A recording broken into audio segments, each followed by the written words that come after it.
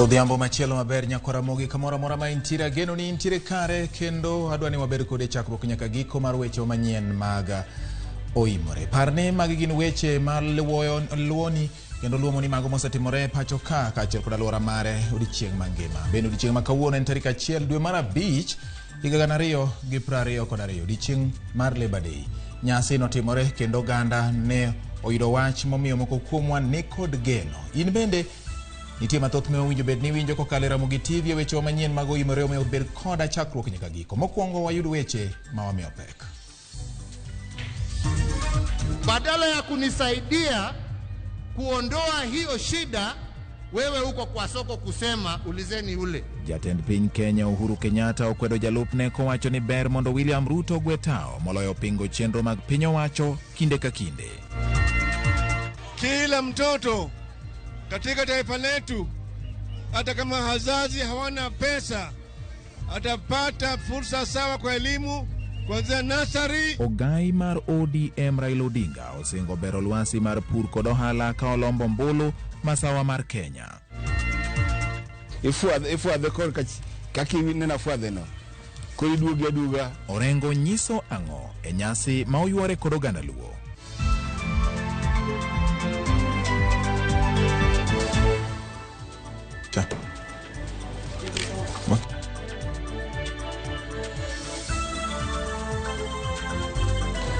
Nyako Ramogi rwakni machiegni mar yudo weche manyien mag oimore e yor adimba. Nyinga en George Bati, jaloko marwa iluongo ni Chris Ogemo. Wadhi bedo kodi chakruok nyaka giko, ka bende inyalo oro na ote mari machuok ka ing'isa gigo ma iwinjo weche manyien ma omako iti kendo ma bende samoro mako wang'i kaachiel koda bende golo na pachi kokale nambari 36000. Bende wayudore kodi e Facebook marwa kata Twitter bende nyako Ramogi. Ndiknwa mondo mi nyiswa ni weche manyien yudo ka in kanye to gin mage ma iparo ni bed ni gole pachi. Wachako kod weche motendogi mago mag nyasi mar Labor Day.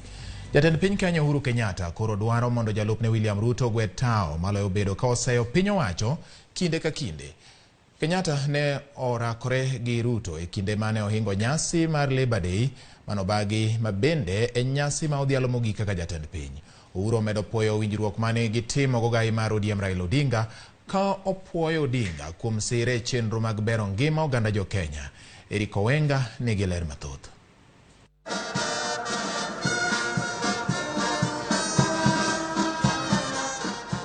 Mano ne en nyasi mar Labor Day yalap manyayo, nyasi mabende notelo gi jatend piny Uhuru Kenyatta. Kuom thuolo mogik kaka jatend piny, Kenyatta nomako man gi jalupne William Ruto e lela kowacho ni ber mondo ogwetao maloyo kwedo chenro mag sirikal kinde ka kinde. Uko wapi? Badala ya kunisaidia kuondoa hiyo shida, wewe uko kwa soko kusema ulizeni ule. Basi si ungewacha uniwachie mimi nitafute mtu ambaye angenisaidia jameni.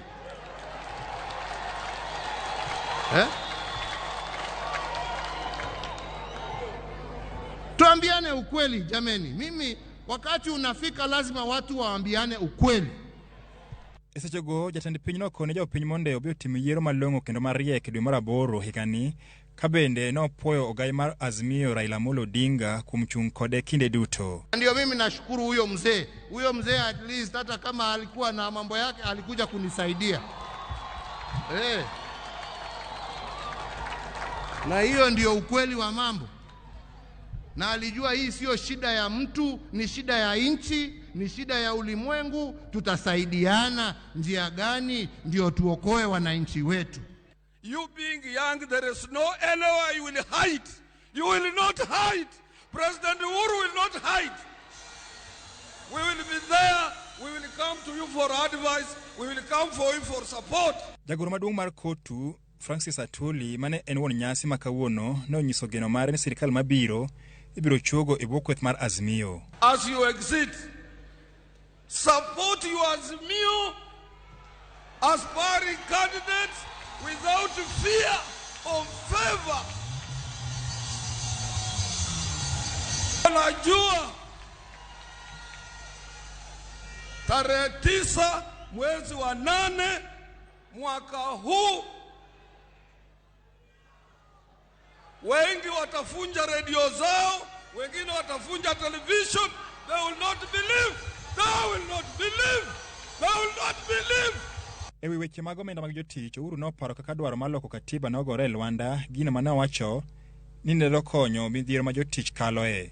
Mimi na ndugu Raila tulimenyana hapa, tukazunguka nchi hii, tukasema tupatieni nafasi hapa tubadilishe hii katiba, kuna vipengele ingine ambayo inasumbua wa Kenya.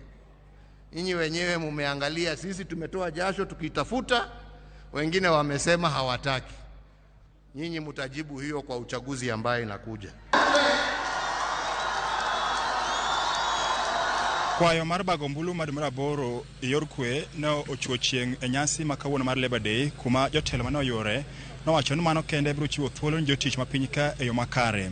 Seche bende jatend piny Uhuru Kenyatta no okutung' mosuo kod jalupne kowacho ni kinde duto osebedo kosiayo oganda ahinya to telo ma bende entie. Eric Owenga, Ramogi TV, Nairobi. Mana thuolo manok bang' ka jatend piny ne oseyo jalupne William Ruto. Ruto ne odwoko Uhuru kokalo e mbui mare mar Twitter. E ote machal ni seyo riwruok e kind jatend piny Uhuru Kenyatta kod ogai mar ODM Raila Odinga. Ruto wacho ni jok mane Uhuru owalo ma okaw tije okosekonyo Uhuru kaka dwarore.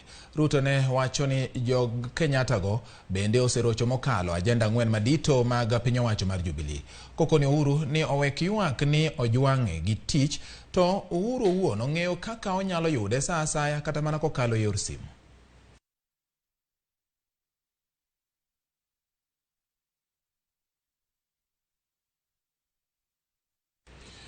Jatich mayudo sara matin mogik koro ibiro chul siling 15,201 e dwe ka dwe bang' medruok mar osara mane oland kod jatend piny Kenya Uhuru Kenyatta e kinde nyasi mar Labor Day. Uhuru ne olando ni osara matin mogik koro idhi medi kod atamalo 12 mondo ojol jogo mayuto gi ni piny, kaluwore ni ngima osebedo mana karidore ka nengo gik moko bende idho. Edwin Okoth ne ni alap manyayo kama nyasi no ne timore kendo omiyowa lipot mar wachno. Jotich manowuok karom gi nyasi mar Labor Day ne ni kod geno bang' rito kuom higni 4 e medruok mar osara matin mogik ma inyalo chul jatich. Bang' nyasi manochakore gokinyi apis maduong' mar riwruok mar jotich Kotu, wuoth manokelogi alap mar nyayo ne en mano mar geno kaluwore kod pek mar ngima ma osemedore gi okang' mamalo. Jatend piny Kenya Uhuru Kenyatta mane en wendo e nyasino, ma en mare manoyor mogik kaka jatend piny Kenya, nokowe oganda nono.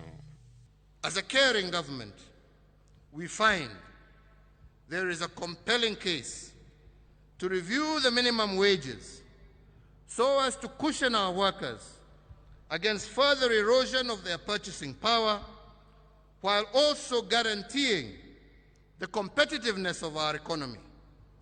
And in that context, I today declare an increase of the minimum wage by 12 percentage points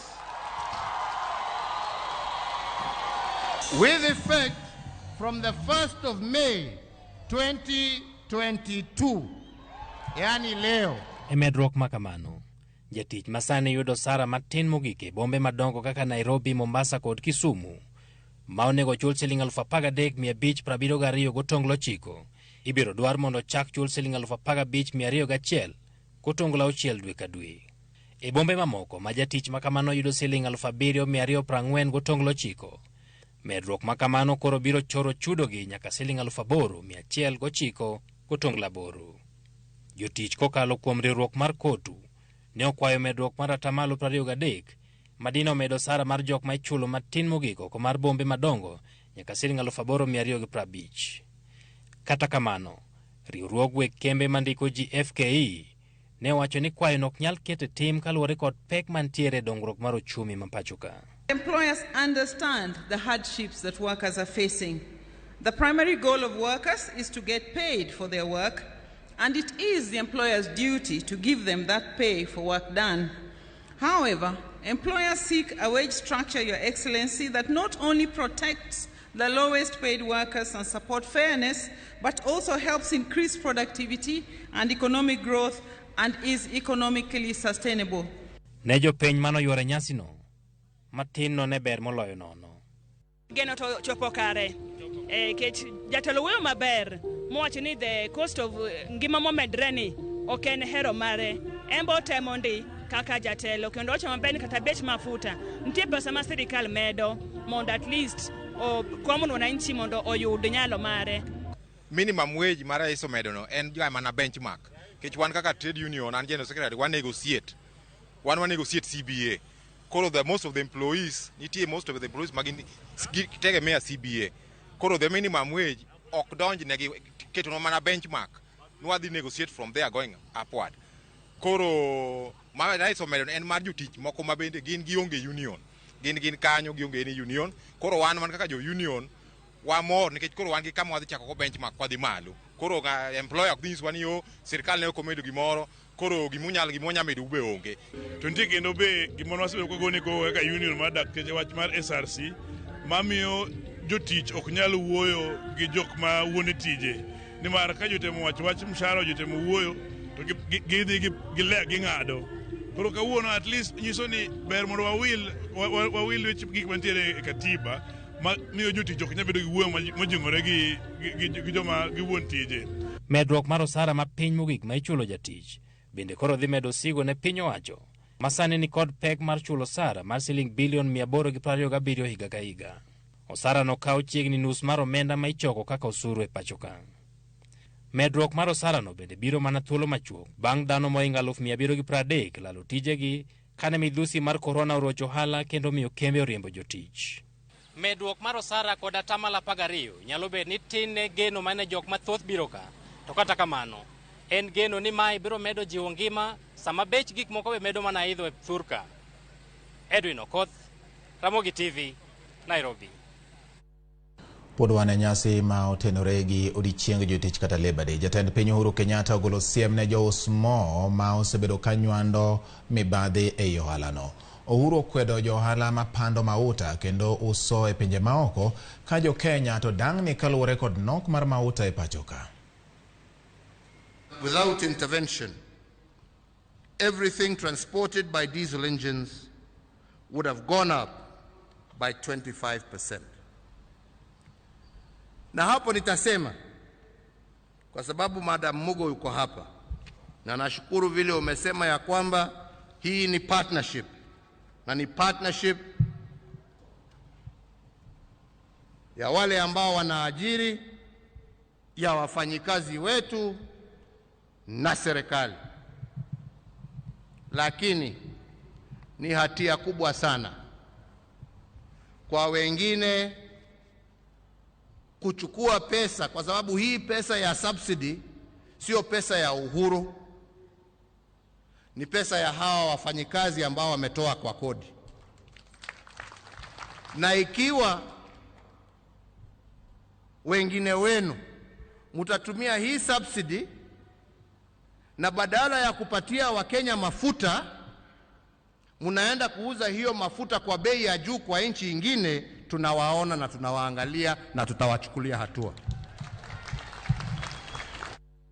Ramogi piny owacho biro medo kang' mar siro jo Kenya matiyo e pinje maoko mondo ne ni gin kod yote timo tijegi kaka yo mar jiwo yuto magikelo ne uchumi mapachoka.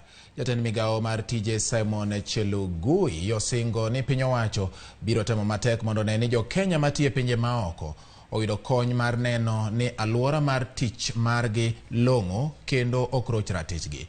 Edwin Okoth ni kod ler ewi wachno. E odiechieng jotich mano yange lap mar Nyayo dala ma Nairobi, jo Kenya matiyo e pinje maoko ne oyudo puoch kod pak. I also recognize and honor our Kenyan workers in the diaspora. Today, ladies and gentlemen, they are one of our biggest resources as a country. Our Kenyan workforce, working outside the borders of Kenya, remit approximately 375 billion Kenya shillings each year into our country. Jotijego makwan gi sani romo milion 4 mane pinje mopogore opogore gin achiel kuom sirni momako chumi mathurka. Omiyo jatend migawo mar Labour Simon Chelugui koro wacho ni nyaka rang wechegi e yo makare. I recognize that few Kenyans have faced unfair treatment in destination countries. But I want to thank you, Your Excellency, because for every case that has been reported, your government has used established diplomatic channels to seek answers from those countries. On behalf of the migrant workers, I thank you for approving the setting up of the Migrant Workers Fund. Your cabinet approved also the posting of additional labor attaches and also approved the setting up of temporary rescue homes abroad to respond to the interest of the Kenyan migrant workers in distress. Chilugui bende wacho ni kembe matero jo Kenya tiyo e pinje maoko ibiro puodhi kod migawo mar labor mondo ne ni gitiyo kaluwore kod chike marito ratiro mag jotich magitero loka.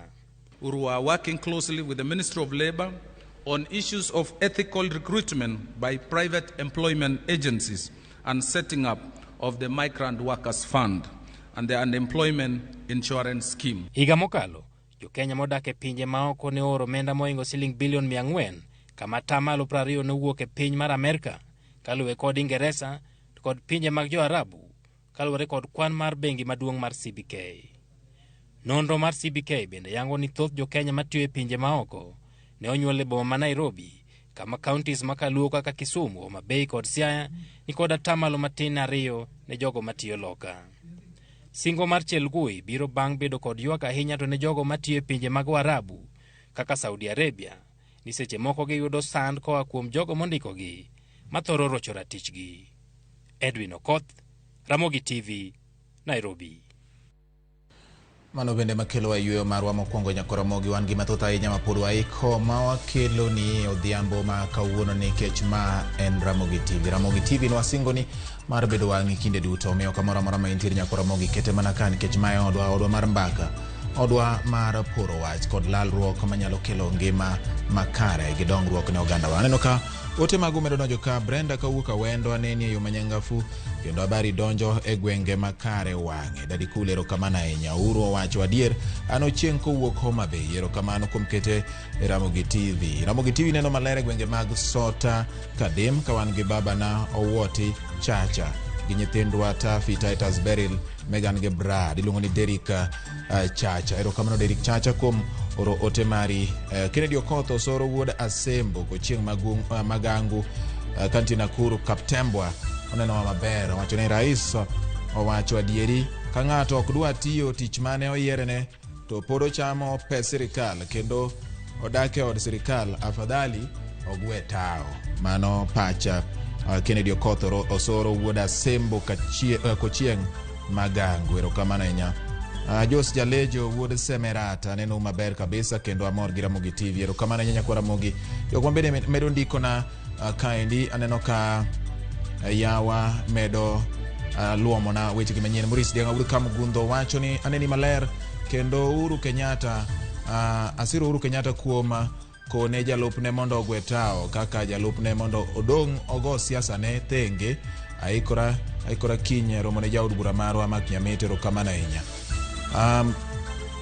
Pat gweng' maluongo ni Jojo Amba wacho ni aneni makare kendo asiro gima kawuono jatend piny Uhuru Kenyatta wacho amor. Baba Papa wuod Wang'apala ka bondo locked kaen e gwenge mag Kisumu. Ramogi TV ler nyakora Ramogi pod thuolo nitie mar somo ote mari omiyo orna otego e namba 36000 midhiamboni. Wakaw yueyo ka waduogo mathoth kokalo e Ramogi TV.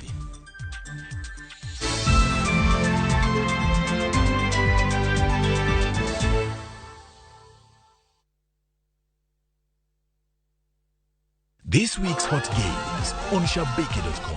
Bet on Shabiki.com with 100 bob and stand a chance to win a flat screen TV. Strictly not for persons under the age of 18. Betting can be addictive. Play responsibly. Shabiki.com is authorized and regulated by the BCLB. License number 305. Chinda TV ki Shabiki. Shabiki.com.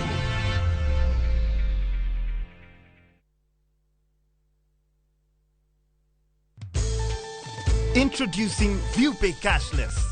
Making and receiving payments has never been this easy. Unaweza collect fare bila hassle ukitumia ViewPay Cashless till number. Pia unaweza receive payments directly kwa simu yako bila worries za reversal.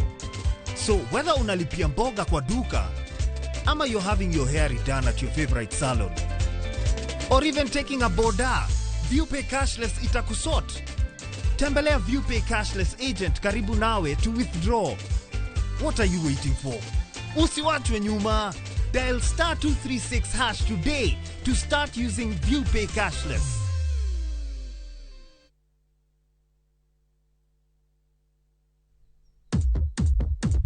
What are you doing? Awesome's what I'm doing. Awesome screen. Awesome camera. What are you doing? Awesome's what we're doing. What are you doing? Ooh. Awesome's what I'm doing. Awesome screen. Awesome camera. Long-lasting battery life. Awesome screen. Awesome camera. Long-lasting battery life. Awesome screen. Awesome camera. Awesome is for everyone.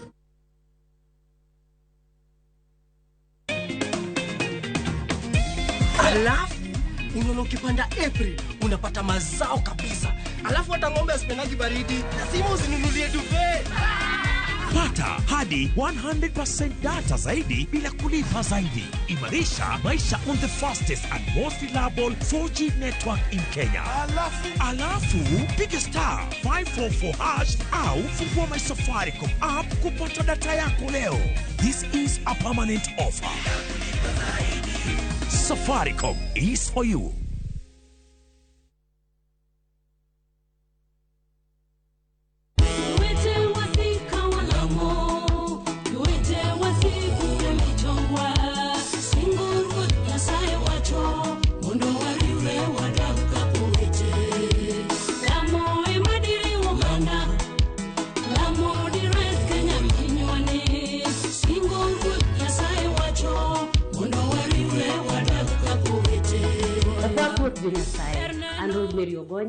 Ni mondi yudu wenda marla mukaka skiza code ni dimana *812 *784# *aboro achiel ariyo *abirio aboro ang'wen#. To parie niya, Ramogi TV ene ot mar jower duto te.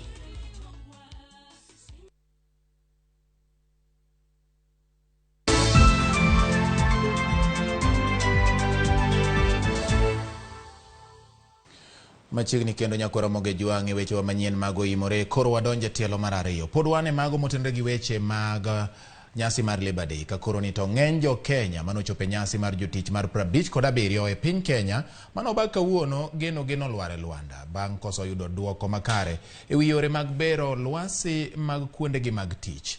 Moko kuomgi yuago midhiero kaka mach, musiko wang'o chirni kaka imiyo waler gi Diana Olonde.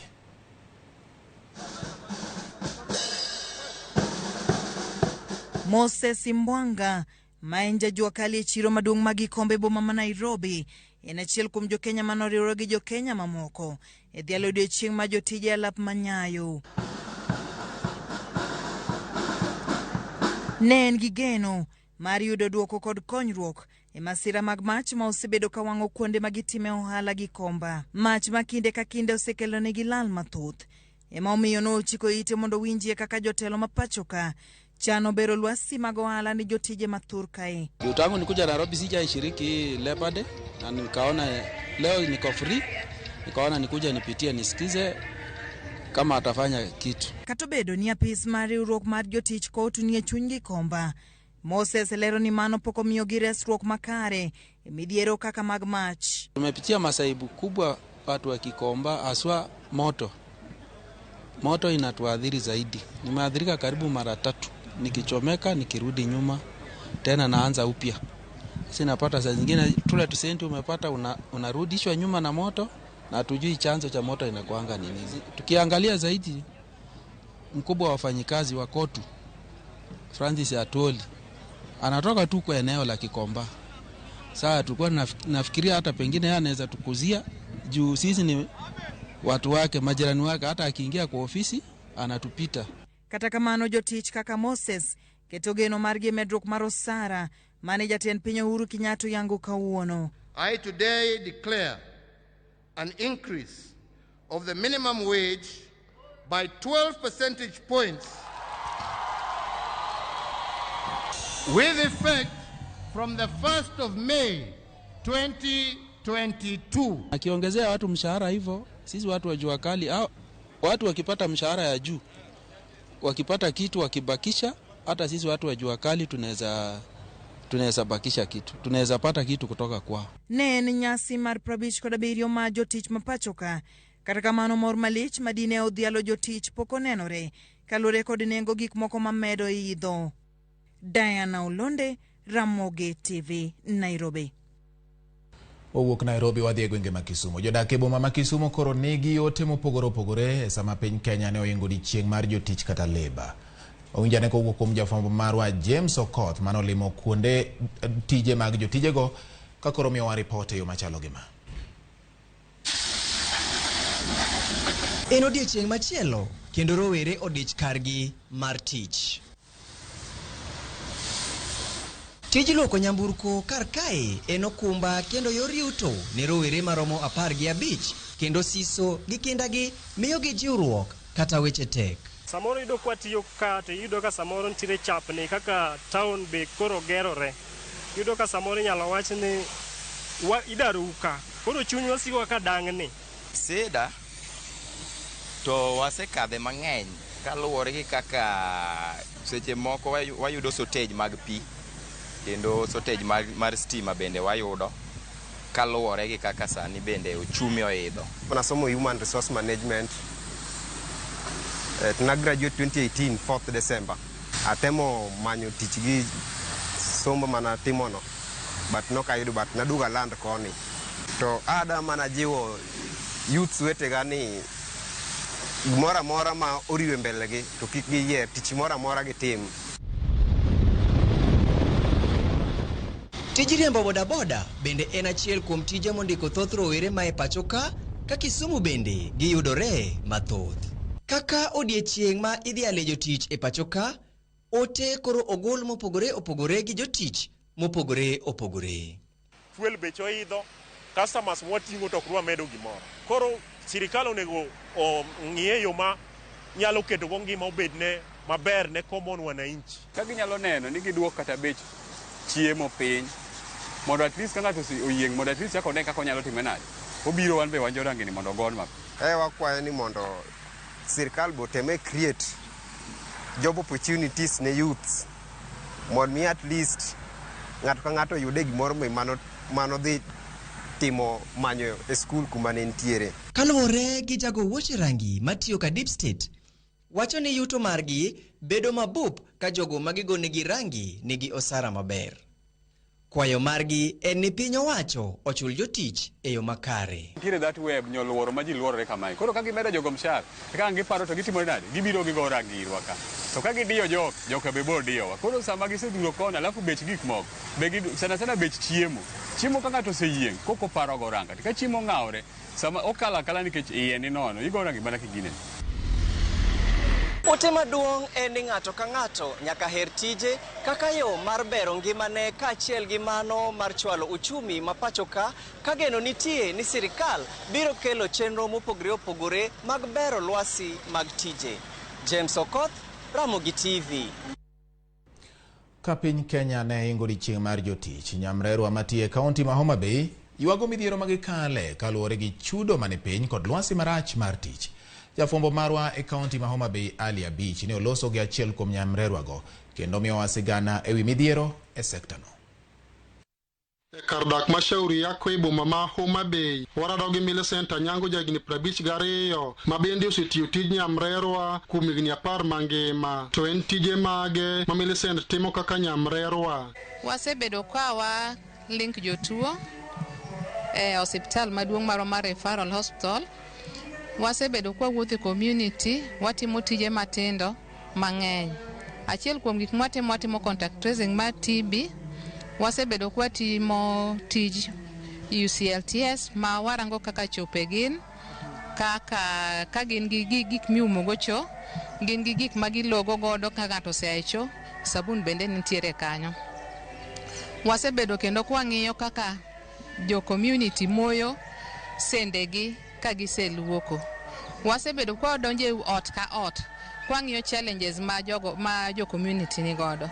Millicent mana kaka nyamrerwa mamoko matiyo e kor gwenge e bwo migawo mar thieth e kaunti ma Homa Bay bende ochung' ne rito alwora ma owuoke. Gima watimo maduong' en wawuotho e plode ka wang'iyo kaka waste management bedo maintained, nikech wawuotho e dhot ka dhot wang'iyo kaka gipuko yugi gi mondo Homa Bay obed kama ler. Kata odoko ni piny Kenya ne ingo odiochieng' jotich okoni onge gi mor kata matin kaluwore gi midhiero mar chulo gi omenda maromo 2,000 ma onego chul gi dwe ka dwe ka okoni ne ochul gi mogik dweche 7 mokalo. Wasebedo kwa tiyo under the ministry, under the county, to ne nitie gima nowuok ne stipend mano onego bed ni miyo nyamrerwa. Chakre 2012 kane wachni owuok, wasebedo kimiyowa go matin mok waridhika. Koro ne wakwayo county government ka ginyalo nenowa e yo makare mondo gimiwa stipend ni mondo sustainwa, nikech ok inyal bedo ni tiya tisiko makinyisi ni stipend biro to onge gima biro. To samo kete bende ikete siling 2,000 to kokete 2,000 to kidhi e bank ni dhi gole tiwuok gi siling 1,600. Bende en kod ywak kalore kod onge mag gige tich kendo thothne gimulo mana jotuo ka onge gima girwako e lwetgi. Gimiwa PPEs malong'o ma wanyalo tiyo godo. Achiel kaka gambude, gloves, mwanyalo wuotho godo e community. Samoro idhi e household, iyudo ka ng'ato odhi oko odwanyore kabisa. To en tiji mar nyamrerwa ni sama iyudo ka ng'ato odwanyore no, in inyalo rwako gloves mondo ikonygo jatuoni nikech infectious diseases nitiere. Millicent ma odak kod nyithindi 4 ne ochuno mondo ya ohala ma use mwandu matindo mondo oyud yorego eko ma onyalo konyorego. An gi nyithindo bende dhi sikul. Nyaka ing'e kaka nyathi nyalo chiemo nikech stipend ma owacho ni oonge ok obi. Obiro once in a while, once in a year.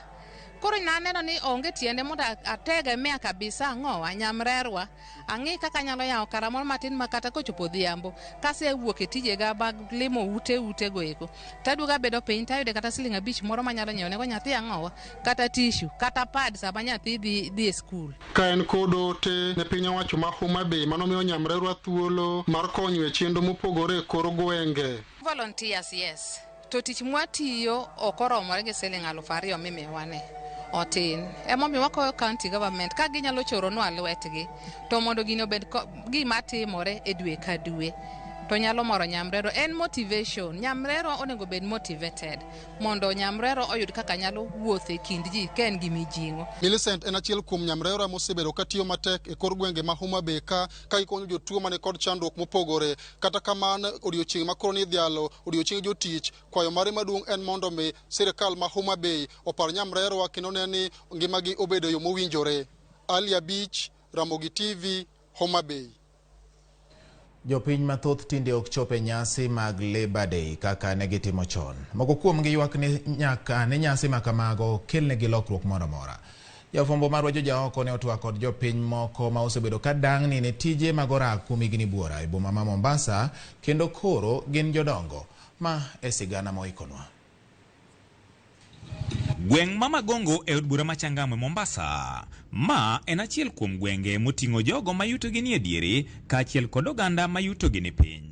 Jaduong' James Oyungu Nyanjonga jore koda e ute moger manyachon kaachiel kod pigo mochido ka wadhi e ode. Opimona kaka osechandore kotimo tije mag orak e thuolo mar higni 35 nyaka ne wuog thurgi gem malanga. An Mombasa ka nabiro manyo tich kochakre mwaka mar 83 dwe mar 3 tarik 5 adonjo Mombasa ka. Kata kamano, owacho ni pok oneno ber tij andika nyaka sani. Jomoko wuotho ko ai Magongo nyaka taon gi tiende gi samoro wuotho no nitie osiepe mono wachona ni ogombo dhi to tiende ka mama modago ka godonjo kuonge gimoro.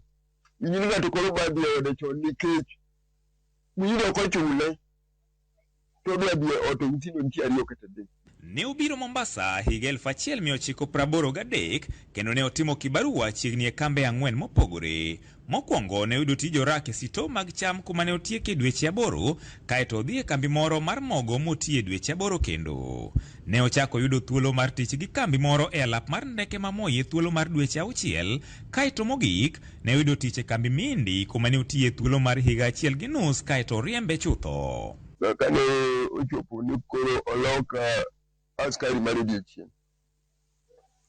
To en kinde ma koth chwe. To miyindi no ok ne dwa ka koth chwe ni ng'ato dhi buok. Ichungo joma yudo koth goyi. Wacho ni kare kamane sawa omiya pesa na shiling 8,000 gi wiye. Koro kabiro ga onge ng'ama ne nyiso ni oriemba tich. Higa 1986, jaduong' Nyanjong ne ochako tich mar luoko lewni gi goyo pas, gino motimo nyaka kawuononi. Kata kamano, ngima okoni oridore malich mokalo kaluwore gi yuto mare mani piny kipimo kod nengo mwandu. Kaka sani, ng'ato nyalo tiyo kata mana ndalo adek kapok onene kata mogo. Kata pi onge utegi, nikech ngima obedo mana pesa onge, gimoro amora onge. An mowacho ni, samoro nyalo wuok madhi e tija kacha, an awuon an gi tija moko ndikae. To samoro nyalo wuok, abundo kawuok chakre okinyi nyaka to wuok 100. To 100 no, en chae kende, nikech en chak, to kod mandas, ok onyal nyiewo kata mkate. Koro ng'at ma nigi nyithindo 2 kata 3. Ere kaka ng'ani winjo? Jaduong' Martin Ombare man chuk dare seche mag otieno nyisa ne chune wuotho e seche mag odiochieng' kouso pi ni mar osara moyudo kaka jarito ni piny mokalo mok nyal pidhe gi familia mare. Tie kiwango mane wacho ni tiyo higa 2 to wik achiel iwe dala makoro in casual permanent. Koro mondo kon tani mondo ibed kaka permanent bedo gi matek. Obedo indi kata Arabu nitie ka. To be shoda kidhi kata koka leba kata ka ginego to kufuatilia gino malongo. Koro yudo ka one condition mwadakie en mana ni yudo matin tichamo edogi. Oyuagni thoth weg tije ok yienegi donjo e riwruoge jotich midendo ni unions manyalo kedonegi to chutho korka weche mag chudo. Oganda mathoth okoni ng'anyo ne nyasi mag Labor Day ka giwacho ni onge lokruok ma nyasi ma kamago kelo ne ngimagi. Ok wang'e ni nyasi ni kata kaka wan joma tiyo kuonde mag wayinde kod Arabu gi wakwang'e ni nyasi ni ber ne ok wane. Nikech kata chieng' Labor Day yudo ka kuonde mkambe moko nitie matiyo kaka kawaida. To ne jaduong' Oyungu, ngima dak kapango sani koro obare ndasi. Gombo na maduong' makwayo jo Ramogi ajwang'. Ne kaber. To de gikonya mondo mi achopi e dala mondo suguli na mag Nyasaye odhi otimre. Gima lich na ahinya en wach Nyasaye maduong'. Thuolo chopo makoro aneno ka ngimana dire yani bedo machuok. Ndalo bedo mang'eny. Ywak ni ka bedi nitie kaka na yud pesa na gika gi ok adwa kata uso kata chiel ma Nyasaye omiya Mombasa ni. Osetiyo e thuolo mar higni 35 nyaka ne obi e kaunti ma Mombasa kae kokoni osewuotho e kambe chiegni 4. Kata kamano ratiche kaka jatich okoni pok oyudore. George Aoko, Ramogi TV, Mombasa. Kushirikiana kazini ni kujenga Kenya.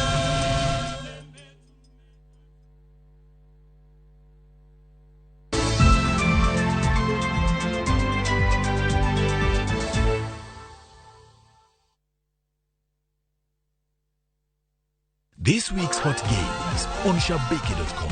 Bet on Shabiki.com with 100 bob and stand a chance to win a flat screen TV. Strictly not for persons under the age of 18. Betting can be addictive. Play responsibly. Shabiki.com is authorized and regulated by the BCLB. License number 305. Chinda TV ki Shabiki. Shabiki.com.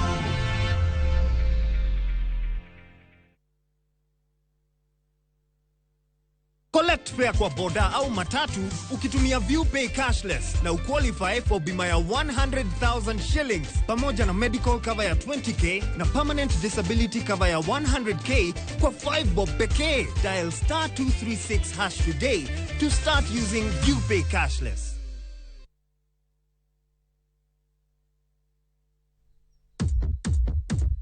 What are you doing? Awesome's what I'm doing. Awesome screen. Awesome camera. What are you doing? Awesome's what we're doing.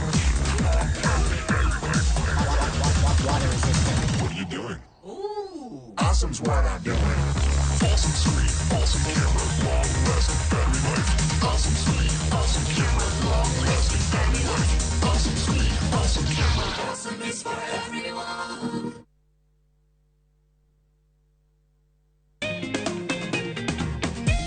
Alafu unaona ukipanda April unapata mazao kabisa. Alafu hata ng'ombe asipendagi baridi, lazima usinunulie duvet. Pata hadi 100% data zaidi bila kulipa zaidi. Imarisha maisha on the fastest and most reliable 4G network in Kenya. Alafu piga star 544 hash au fungua my Safaricom app kupata data yako leo. This is a permanent offer. Safaricom is for you.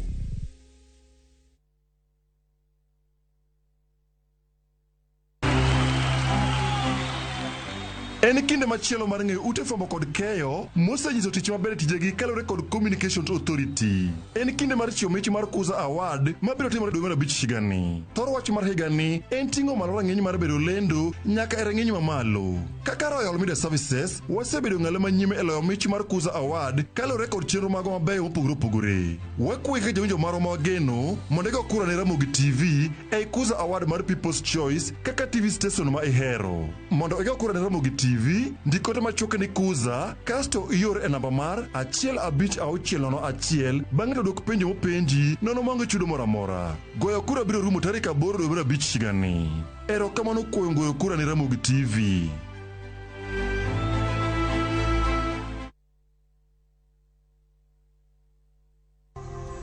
Enyewe jana tupenda sana mzingi. Imagine kupeana mnia juice wako mjamu, ateswe na anyurie juu ya mbogi. Man, kaa hiyo si love ni nini? Unajua ile siaka mimi naweza toka mtu akinishoni dedi juu ya watu. Jaribu kunishow hivyo uone. Ni viding to brejin.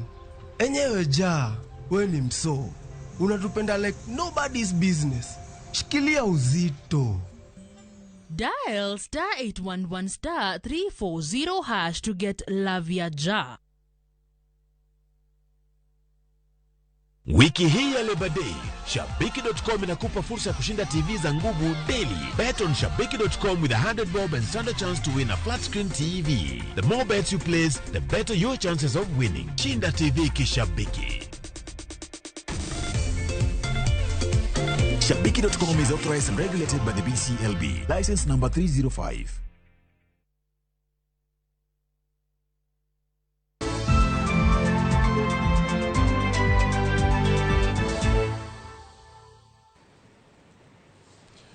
Machiegni kendo nyakwara Moga Jwang'e weche manyien mago imore wadonje tielo machielo kama jatend riwruok mar Azimio la Umoja One Kenya Alliance Raila Odinga kawuono ne otimo limbe kaunti ma Nyeri e chenro mar seto ombulu motelo ne yiero maduong' ma tarik 9 dwe mar 8. Odinga ne oten kod jotelo mamoko ka gimedo lombo jopiny mondo mi ombulu e kom mar tend piny. E chuny boma ma Nyeri. Lero ni lero. Siasa duoge wang'e. Gai mar ODM Raila Odinga timo limbe mokwongo Nyeri bang' iko mane jatend piny Mwai Kibaki. Niamua kwa heshima ya Rais Kibaki mtalala hapa Nyeri ili asubuhi ya leo nijiunge na Wakristo kwa maombi. Kwa maombi ndio sababu baba amelala hapa. Odinga mane ochopo alama kende e kanisa mar Anglican bade ma Nyeri nosingo bero lwasi mar thieth. To survive in jail for 7 years. Kama una Mungu utatoka kama hauna kichwa tena. Jatend Azimio la Umoja One Kenya Alliance Raila Odinga wacho ni obiro chiro chuma pacho kan kendo bero pur kaachiel kod ohala ne jo Kenya. Tunataka kuanza kuona Wakenya wote wanaungana na kila Mkenya. Tunataka kuweka pesa mfukoni. Pesa.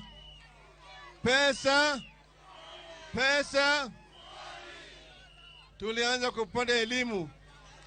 Kila mtoto katika taifa letu, hata kama wazazi hawana pesa, atapata fursa sawa kwa elimu kuanzia nursery, primary, secondary, tertiary mpaka chuo kikuu. Jatend Kenya Martha Karua mane otieno Odinga limbe manyeri nojiwo jo Kenya mondo otang' kod josiasa ma itudo kod mibadhi. Ukumbuke ya kwamba hata ukipatiwa ahadi ya kazi na wengine, hiyo kazi haiwezi kufanyika kama rasilimali ya Wakenya itaporwa kila mahali.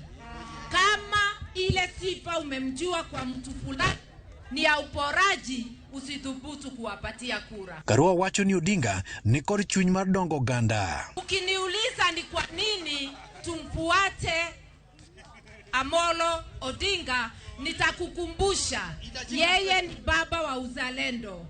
Amepigania haki za Mkenya maisha yake yote. Jod bura moko mamasa mar piny Kenya mane ojolo kampen mar Odinga ochayo josiasa moko mapod ni koda kwede chunygi. Jana kuna watu walitengeneza kikundi kidogo tu wakitaka kuaibisha mkubwa yetu kule Udhaya. Tunataka kuwaambia, nataka tuwaambie watu wa Nyeri County wako pale Uhuru Kenyatta yuko. Kweli uongo? Giluo ni riwruok mar Azimio la Umoja One Kenya Alliance biro yombo kage lombo jo Nyeri mondo ketombulo margi e okapu mar Odinga. Tukichagua Mheshimiwa Raila, yeye atachunga nchi, wale wengine watabomoa. Tumeenda Turukana, tumeenda Mombasa, tumeenda Nairobi, tumeenda Meru, all over the country. Na waambia ukweli kwamba atakayechaguliwa kama rais wa Jamhuri ya Kenya si mwingine ni Raila Amolo Odinga. Na kwa sababu hatutaki kuwa nje ya serikali, we don't want to be out of government. We suffered for 24 years. Hatukubali tena kuwa nje ya serikali. Na kwa sababu sisi ni watu wanaona bali, tumeona kwamba mzee tutakushikilia uwe rais wa jamhuri. Odinga ni oromo kod josiasa kod jotije e kar tiegruok makagumo TTC kendo bilo kod gewach ka osingo lwasi makare ne jotich e pacho ka. Walter Nyambaga, Ramogi TV, Nyeri County. Ng'wech mar laro kom matend piny Kenya dhi nyime ka koro duond buche guonyo wigi mar manyo jalup joma chung e laro komno. Aput moyiedhi kod duond bura mar ODM koro golo chike mabiro tayo kaka giyiero jalup jatend piny motelo ne yiero maduong' ma higani. Aputno biro romo kod jochung' kochakore tarik 4 nyaka tarik 10 mar dweni kapok duol mar IEBC oloro thuolo ma en tarik 16 mar dweni. Kom pod wadhi nyime nyakwara mogeni moko kuom jochung' mane olo e welo mag duond bura mar ODM oramo mar dong' e duond burano ka gisiro lwedo jochung' te mane oyudo tiko. Josiasa go ne oromo e boma ma Homa Bay ka giketo winjruok mar siro jowetegi madhi laro kombe mopogore opogore kod jochung' e duond buche mamoko. Jaod bura ma Homa Bay Gladys Wanga okoni romono ne en mar kelo kanyakla joma ne oyombi mondo gisir jochung' kaka yorno mar medo ODM mijing'o. Wawinjore ni wan kaka jochung' te mag party ma oko ringo wadwa tiyo kaka joka ng'ato achiel maonge kamoro amora ma ng'ato dhiye. Mar ariyo, wawinjore kaka jochung' te ni jo party te moyudo tiket wadwa chokore mwamigi support maonge ng'amodhi kamoro amora. Mar adek, wawinjore ni wadwa choko jowate jok manye support wate manye luo wate mondo wabed kodgi achiel mondo waneni Raila Amolo Odinga the 5th oyudo kura mang'eny mogik e Homa Bay County waka. Mar ang'wen, wawinjore ni wadwa support jite Mama Gladys gi joge ne te ka achiel gi deputy ne moyugi magwanga mondo Homa Bay ka obed gi ODM ka governor. Wawinjore ni jochung' magwa ma wan go kotelegi gi Honorable His Excellency Gladys Wanga oyie ka achiel kodwa ni gombo gi dwaro mar jo Homa Bay gidhi miyo ata malo kabisa molo weche mamoko. Kendo wan gi geno kuomgi ni aspirations manyoro go waduto joma nyoro chung ni e lwetgi kendo we are safe in their hands ni Homa Bay the progress maber. Ramogi pod wadhi nyime. Jolupo e dho wath mag kata dho wedhe mag nam Lolwe alwora mar Uhanya e kar chung'o bura ma Bondo ywak kaluwore kod rochruok mar aritagi ka ginie nam. Jolupo wacho ni jonjore osebedo ka monjogi e chuny nam kendo mayogi injni mag yiedhigi kod nede mag lupo. Jolupo wacho ni jonjore chandogi kaluwore ni arita rach e dho wedhe ma Oele, Uhanya, Nyenye to kod Chula Mageta. Koro gikwayo jatend piny Uhuru Kenyatta kod jatend migawo mar arita Dr. Fred Matiang'i mondo mi omed kwan mar apisa mag arita e dho wedhe mayudore nam Lolwe. Isamo we ni jolupo ok winj maber nikech kuo osebede nam, Waganda bende osebede nam bende mayogi, gigi duto timre nikech koso arita e nam. Miyo akwayo sirikal mamarwa mare Masiaya kod national government motelnegi His Excellency the President Uhuru Muigai Kenyatta kod Minister of Internal Security mondo giyie gimiwa arita makwe e nam nikech wan bende wan jonam wabende wagolo mana osuru kaka jomoko. Aywak malit nikech nyocha nyiewo injin manyien pok otieko dweche 2 kendo nanyiewo injin aina mar Yamaha model D to kendo Yamaha nyose maya otieno ma piny runyoro mokaw ma ok atiyo kata mandha. Koro aywak ne sirkal mar Kenya koyie to konywa nikech namwa mar Victoria ka Lake Victoria ka onge arita. Koro kata ng'ato wuok jirani to dhi okwali akwala nikech arita onge, ng'ama dikonyi onge. To wawuoro ne joma jokuoge makwalo engines. Kata kisekawo engine idhigo, ang'o mamiyo janam but nego miwe du kaka nonyuole. Aywak ne sirkal Matiang'i kiyie to konywa gi sirkal mar Uhuru. Ka uyie to konywa, wahinyore, watho. Wan kaka jolupo ma Uhanya wahinyore nikech wan e boda, jokuoge wuok kuonde mopogore opogore, wahinyore, wasewito injide more than 10. Ramogi oganda ka oganda ni kod nyadhigi kendo magi yangore e kinde mag nyasi. Mondo ma oyangre, oganda joluo ne opuodho moko kuom gik magitiyogo mar nyiso nyadhi. Kuom kinde ka kinde, ogai mar ODM Raila Odinga osebedo ka nyiso nyadhine e kind ogendini mamoko, ahinya ka otiyo gi orengo, ahinya bende e ywago jotelo ma oluor. Tiend ma en ang'o?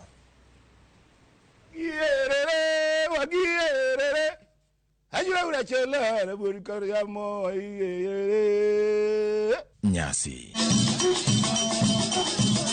en chokruok mar oganda mokel kanyakla yo achiel. Onyalo bedo mar mor kata mar kuyo. Jaluo kite gi timbene ni nyiso nyadhi e yore mopogore opogore e kinde nyasi. E kinde mag kuyo nyadhi nyiso kaluwore kod luor ma ochiwne jal monindo kod riembo juogi maricho mane nyalo wiro kaluwo anyuola bang' iko mar mosenindo. E kindeno, jaluo ne nyalo tiyo gi orengo, okumba kod tong', to kata mana pien gugru gogudu moyiedhi. Magi tiende nang'o? Orengo en nyiso kwe.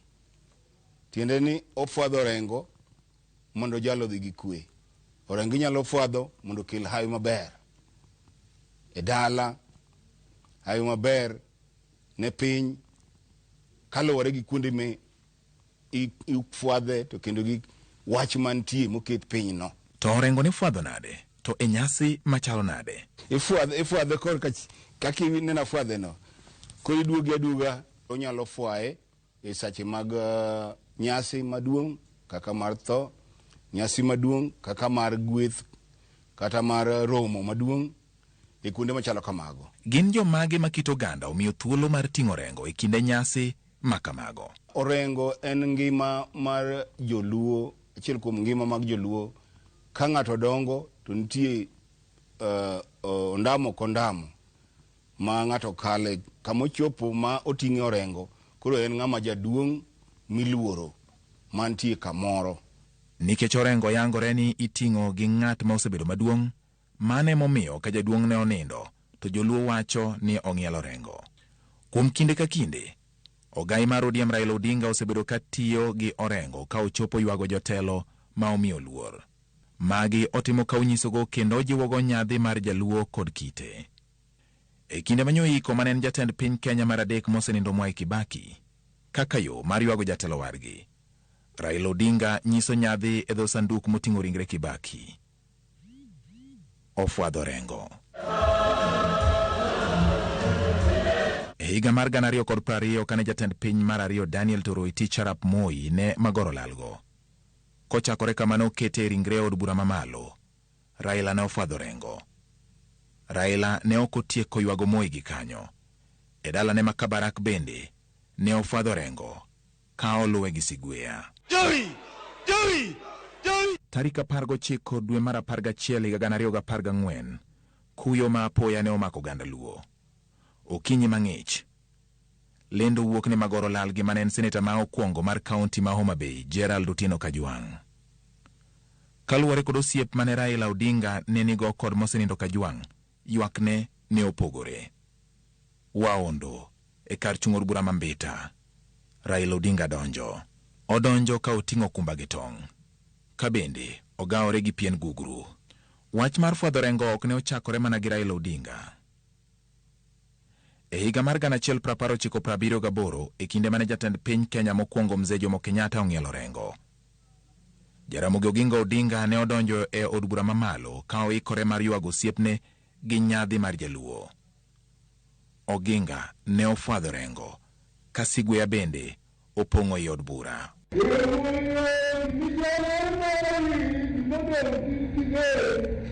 Nyakwa Ramogi, nyadhi ema nyiso kit oganda Luo, kendo ema miyo girieny e kind ogendini mamoko. George Bati, Ramogi TV.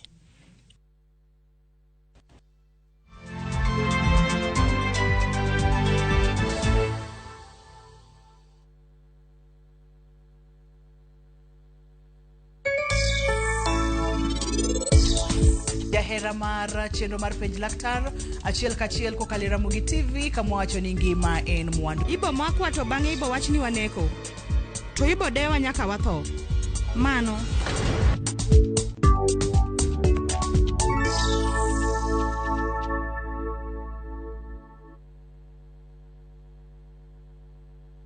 You wanna G with the big boys? Ikelo kwayo ni to amigo. We gik mamolo seche duto. Kaka omenda miyudo. Ane chama moro mare. Weche wala. Gik machandi kaka rawera. Kik wi wil ni be wakelo ni jongolo mopogore opogore kod thumbe mamit. Pamela daktari maluongewa. Miela Tenga. Riuri gi Lynn Ramogi Nyakach. Stella Brenda Nyarochie. Kod DJ Local Instrumental. Mana e mbak ndalo. Wuok tich nyaka tich abich. Saboro odiochieng'.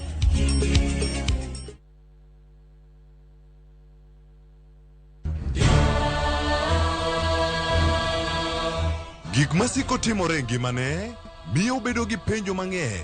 An anyalo timo ni gima rach ahinya dhaki. Nono nyalo bedo jasiki maduong'. Kabe onyalo bedo gi mor e ngimane. To hera ma en go kuom joode miyo otemo umogi gi yore te. Ing'e ni kawuono Thapki ochako miyi ngima machielo. Akwayi ni ikonywa wate. Thapki, wuok tich nyaka ngeso, saa 2:15 e Ramogi TV.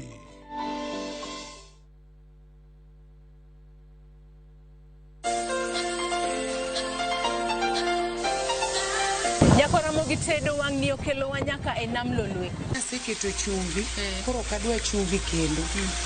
Suya mar chiemo mamit ma watedo e chenro ni biro goli kamoro ma intie Kisumu koda ka counties mamoko. Kik ibed mabor kata matin. Mane ga kiswere maber. Ni mar jotedo ma watedo godo gin jotedo matene koda ka manyasani. Duto mayudore mana e chenro ni mar tedo gi chiemo. Tedo gi chiemo, tich adek ka tich adek, saa